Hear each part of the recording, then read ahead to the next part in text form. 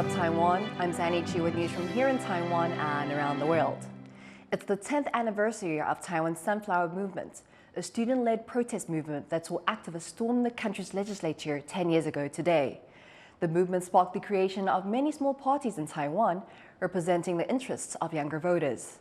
But the most prominent of these parties is now fighting to stay relevant. Tiffany Wong reports. At a small office in New Taipei, the New Power Party is still hard at work, even as the momentum from the student protests that sparked its creation nearly a decade ago dies down.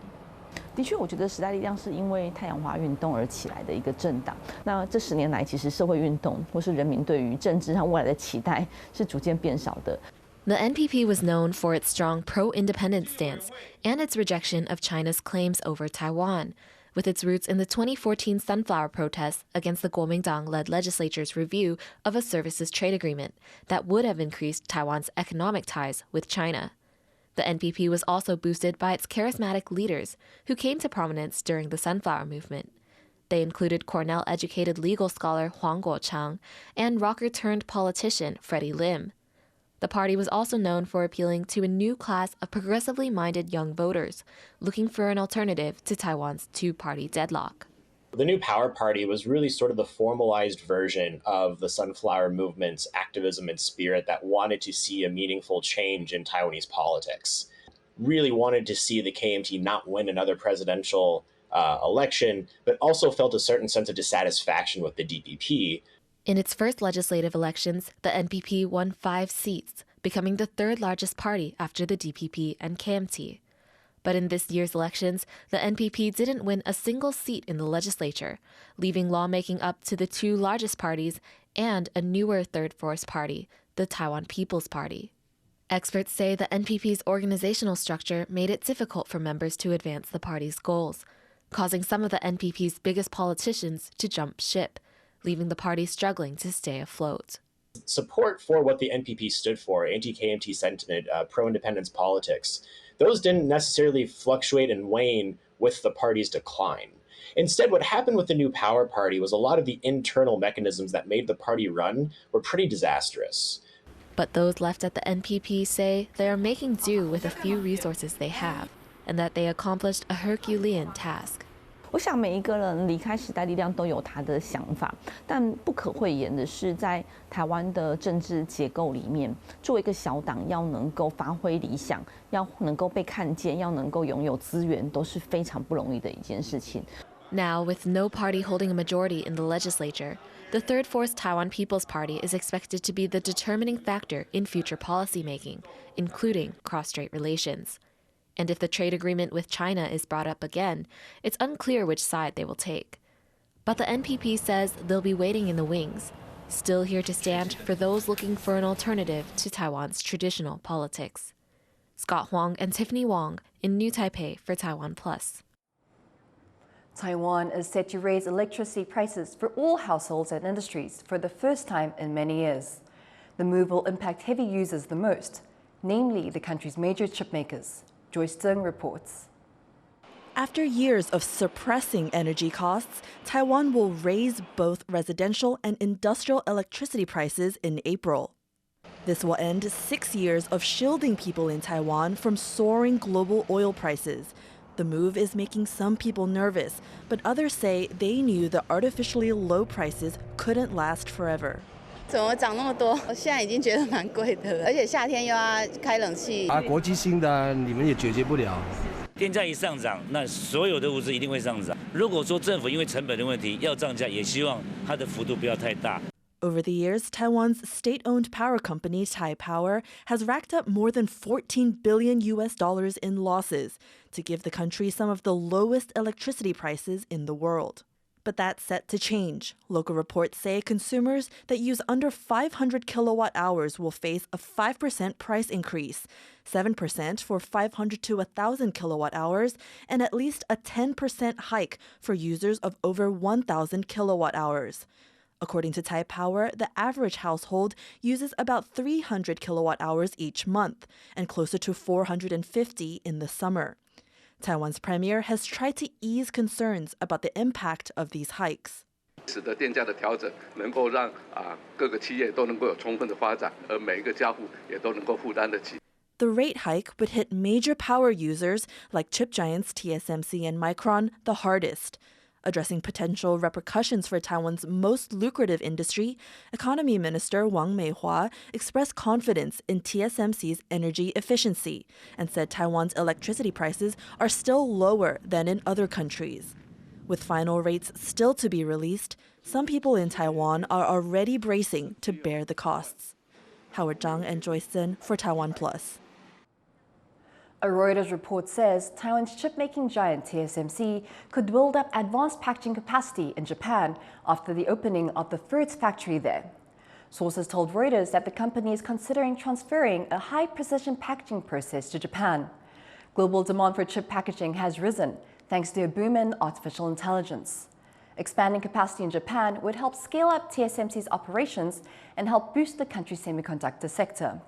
The chip giant opened its new fab in Kumamoto in February, with the second one planned for 2027.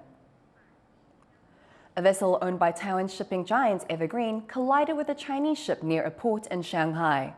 12 Chinese crew members from the bulk carrier fell into the water, but were rescued with no injuries reported. Ship accidents between Taiwanese and Chinese vessels are being closely watched as cross-strait tensions are high after the death of 2 Chinese fishers whose vessels was chased by Taiwan's Coast Guard last month.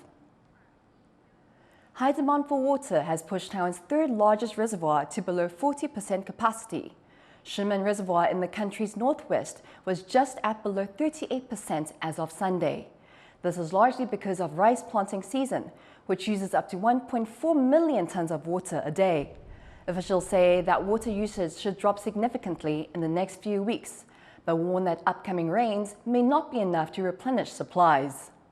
下的雨量是有限的，所以如果要等到更多的雨势，可能要等到后面更接近梅雨期的那段时间。2 hikers have died after falling off a trail in northern Taiwan. The 2 men, both in their 60s, were hiking the popular Sandiaoling Trail in New Taipei when they fell off a narrow path into a valley about 6 stories high. The men were rushed to the hospital, but were later declared dead. In a separate incident over the weekend, a man hiking Taiwan's tallest mountain, Yushan, collapsed on the trail leading to its front peak. His companion called emergency services and performed CPR. But when first responders arrived 4 hours later, the man showed no signs of life. A series of rallies have been held across the country to protest plans that would reduce enforcement of minor traffic violations. Under the proposed changes, people will no longer be allowed to report traffic infringements like illegal parking or using a cell phone while driving. The protests were led by pedestrian groups, victims of traffic accidents, and families of people killed on the roads. They say the reporting system adds one more layer of safety and accountability to Taiwan's notorious chaotic streets. But they face stiff opposition from drivers' groups. 只是人与车之间彼此的对立。那我在这里，我很沉痛的要告诉大家，绝对不会有往前走的结果，因为你今天抗议完了，明天换我抗议。Japan's Prime Minister says that North Korea's recent missile tests are unacceptable after Pyongyang fired multiple ballistic missiles into the sea off its east coast. The launches coincided with a visit by U.S. Secretary of State Antony Blinken and come just days after the U.S. and South Korea wrapped up large-scale joint military exercises, which Pyongyang views as a rehearsal for invasion.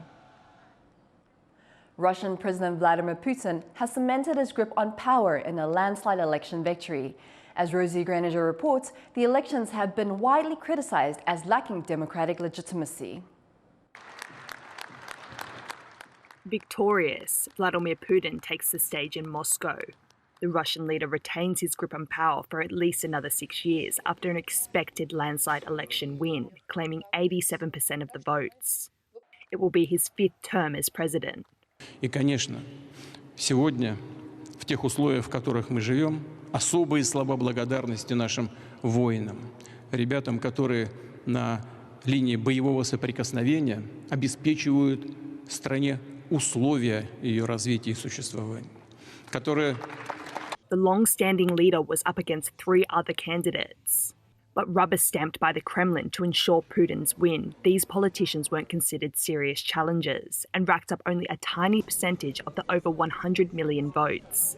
Any serious opponents of Putin, jailed, exiled or dead.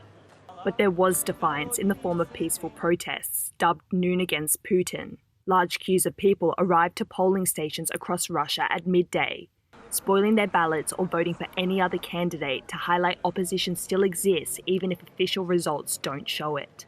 The election in Russia is mostly falsified. That's why we are staying here, to show how many people against Putin.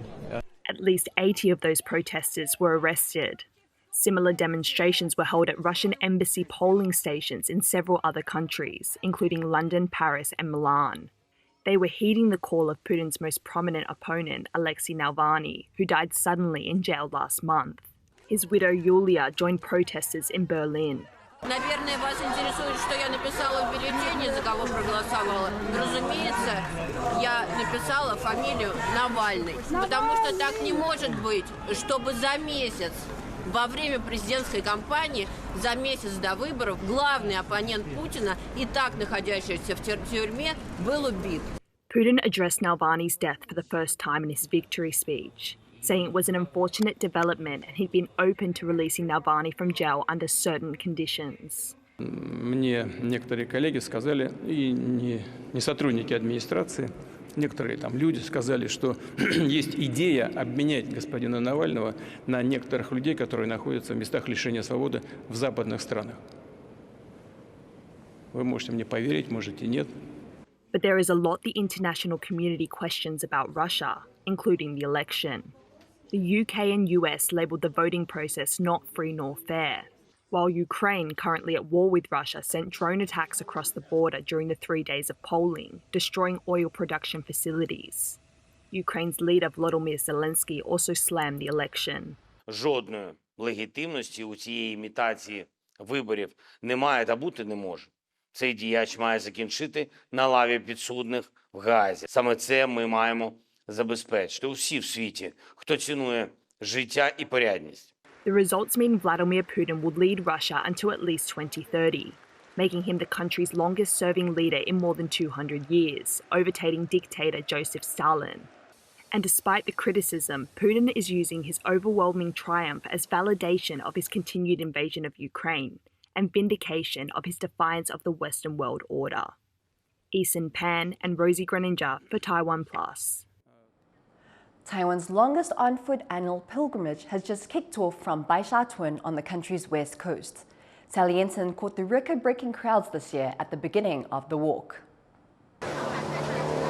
A record-breaking 180,000 pilgrims have signed up to join the sea goddess Mazu, at least part of the 400-kilometer round-trip journey along Taiwan's western coastline. That's a 60% increase on last year for one of Taiwan's biggest religious ceremonies, and worshippers follow the folk deity from her home in Baishatun, Miaoli County, to Beigang Township in central Yunlin County, and worshippers hope that she will bestow good fortune on them along the journey and for the year ahead. And this is a tradition that's been going on for over 2 centuries, and she has her roots, Mazu has her roots in China, but this event is unique to Taiwan. The number of participants growing year on year shows Mazu's timeless appeal, attracting people to join in this event that's not seen anywhere else in the world. Joseph Wu and Sally Edson in Miaoli County for TaiwanPlus. Thank you for watching What's Up Taiwan. You can visit the TaiwanPlus website or follow our social media for more stories from Taiwan and around the world. Before we go, check out early blooming cherry blossoms in Tokyo. I'm Sanichi, take care and see you next time.